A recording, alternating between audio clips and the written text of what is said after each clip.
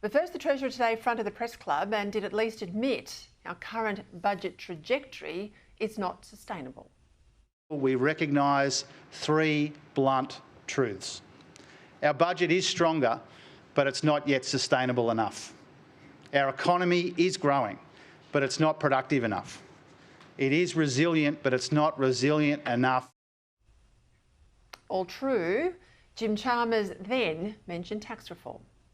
Now, no sensible progress can be made on productivity, resilience or budget sustainability without proper consideration of more tax reform. I don't just accept that, I welcome that. Joining me now to discuss this and more, former Treasury Assistant Secretary David Pearl. David, welcome. I think we're all going to agree that the budget isn't sustainable, but what's the fix here? Because there wasn't much of a fix on the table today at the press club. I mean, either it's spending restraint, and that's some tough conversations with Australians and taking things off them, or it's increasing our revenue base. Let's call that taxes, because we know taxes are in Labor's DNA, unless you're going to tell me there's another way. Thanks for having me on, Peter. There's no other way. Jim Chalmers' call today for more action to be taken to make this budget sustainable is a recipe for higher taxation. He's already showed his hand by committing to tax unrealised gains for superannuants, and the more he talks about tax reform, I think the more people should be concerned that he's going to broaden out from that and go after investors more generally. So you took this to be a bit of a softening up exercise? I think it is, and I think the Productivity Summit was a hospital pass from the Prime Minister to the Treasurer, to be honest. If you look at the Prime Minister's speech last week, Peter, he talked about a Productivity and Growth Summit. He was setting up the Treasurer to fail. In his speech today, the Treasurer was very careful to backtrack from the hospital pass, if you like. He disclaimed any responsibility himself for undermining Australian productivity. He reframed the summit as one about raising more revenue, which is what references to sustainability is.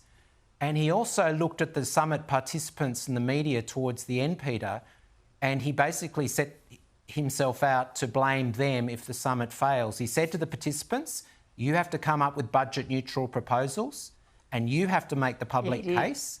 And he said to the media, don't put me in a corner on ruling things and ruling out. I think it was an ass-covering exercise from the Treasurer because he got a hospital pass from the Prime Minister last week. OK, but if we don't lift our productivity and if government doesn't get out of the way, I mean, there was too much in that speech of government getting in the way, not enough of government saying it's just going to get out of the way of our productive parts of the economy, which is the private sector. If we don't lift our productivity, we're in a hiding to nothing, aren't we? Well, you're absolutely right. So I think Jim's been coached to say that productivity is the key to higher living standards, because previously I think he's given the impression that productivity is a plot to make workers toil for longer. But the progressive left and Jim Chalmers and the Labor Party and the modern Treasury are captive to that view, believe that productivity requires higher taxes, more welfare and more government domination of our lives. And the left's quasi-religious obsession with net zero, while the rest of the intelligent world is backtracking, is all you need to know about that. They have a complete blind spot on that, and that won't be challenged by anybody at this round table. All right, let's go to a couple of other questions while I've got you. Greg Combay today, he's the chair of the Future Fund, and obviously he's taken the chair on after Peter Costello retired. He says we're too exposed to US stocks, too volatile in terms of the Trump administration. Is this a sound investment reaction, or is it ideological, do you think? It's ideological. I was appalled by his comments, Peter, at a time when the Prime Minister is desperately trying to get a one-on-one meeting with President Trump.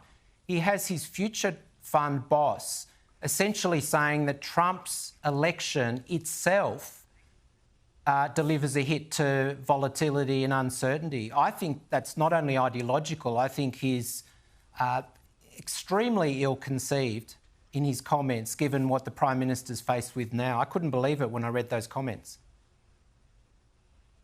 Nope, I don't think they were good comments either. We'll leave it there. Thank you, David.